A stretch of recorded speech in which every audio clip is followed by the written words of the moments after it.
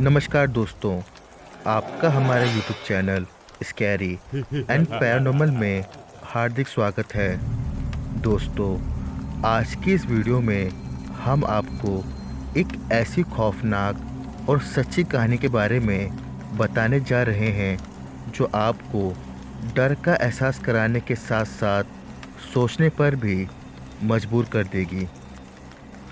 दोस्तों, ये कहानी एक ऐसी औरत की है जिसने प्रतिशोध में आकर अपने 2 बच्चों की बड़ी बेरहमी से पानी में डुबोकर हत्या कर दी थी और फिर बाद में खुद एक शैतानी आत्मा बनकर दूसरे बच्चों का बड़ी बेरहमी से कत्ल करने लगी।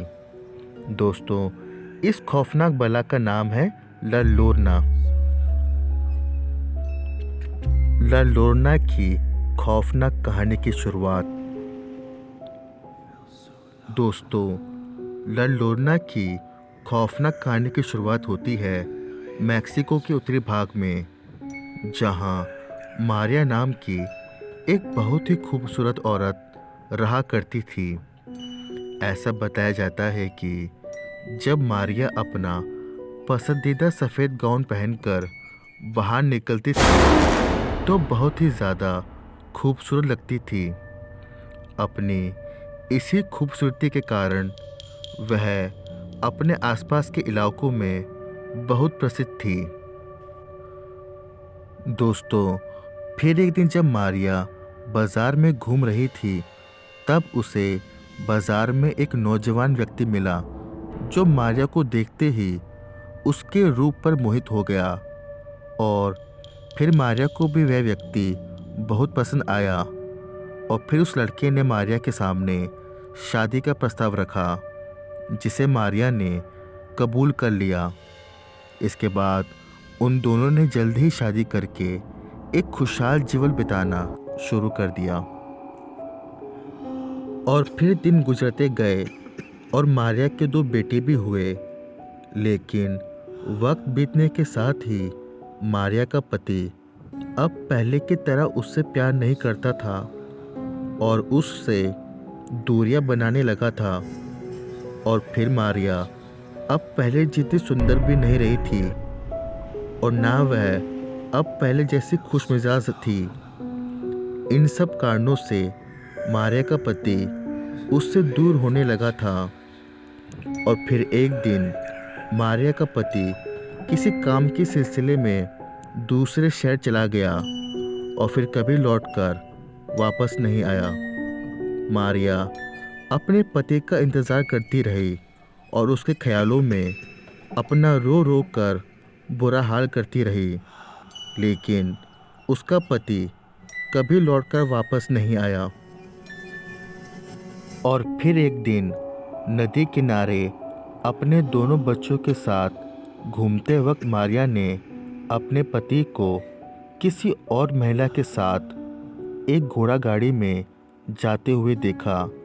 उसके पति ने अपने बच्चों की तरफ मुस्कुराते हुए देखा, लेकिन मारिया को पूरी तरह से अनदेखा कर दिया, मानो वह मारिया को जानता ही ना हो। इस घटना के बाद मारिया को बहुत गुस्सा आया और उसने गुस्से में आकर यह फैसला लिया कि वह अपने पति की आखिरी निशानी यानी उन 2 बच्चों को जान से मार देगी। यह फैसला मारिया ने प्रतिशोध की भावना से लिया था, क्योंकि उसका पति अपने बच्चों से बहुत प्यार करता था। और फिर मारिया ने गुस्से में आकर अपने दोनों बच्चों को नदी में डुबाकर मार दिया। और फिर थोड़ी देर बाद जब मारिया ने अपना होश संभाला तब उसे एहसास हुआ कि उसने यह क्या कर दिया, लेकिन तब तक बहुत देर हो चुकी थी और उसके दोनों बच्चों की भी मौत हो चुकी थी और उनके शव नदी में बहते चले जा रहे थे। मारिया ने एक बार तो अपने बच्चों को नदी से बाहर निकालने की कोशिश की, लेकिन नदी का प्रभाव ज़्यादा होने के कारण उसके बच्चों के शव नदी में बहते चले गए। बाद में फिर मारिया को अपने बच्चों की गई हत्या का बहुत अफसोस हुआ और वह बहुत शर्मिंदा और दुखी भी हुई। और फिर कुछ ही दिनों बाद मारिया की भी बहुत रहस्यमय तरीके से मौत हो गई। अपने द्वारा किए गए इस अपराध के कारण शायद मारिया की आत्मा को मुक्ति नहीं मिल पाई और वह एक बार फिर जाग उठी और उसी नदी के आसपास के इलाकों में आत्मा के रूप में भटकने लगी। दोस्तों, मारिया की मौत के कुछ ही दिनों बाद वहाँ के सारे निवासियों ने यह दावा करना शुरू कर दिया कि उन्हें सफ़ेद गाउन पहने हुए एक महिला को रात के अंधेरे में देखा है।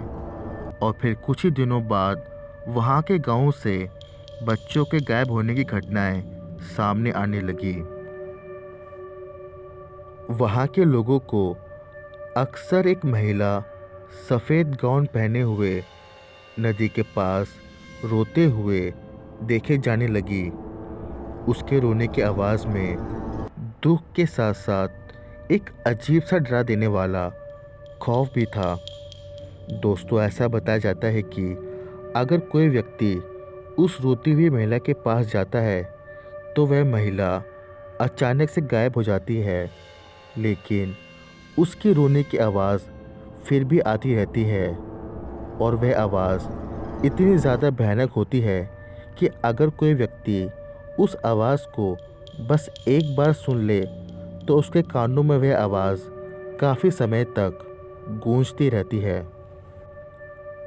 दोस्तों, एक बार की बात है, अलेजांद्रो नाम का एक 15 साल का बच्चा गांव के लोगों को अचेत हालत में नदी किनारे मिला और उसके होश आने पर उस बच्चे ने जो बातें गांव के लोगों को बताई उसे सुनकर हर किसी के होश उड़ गए।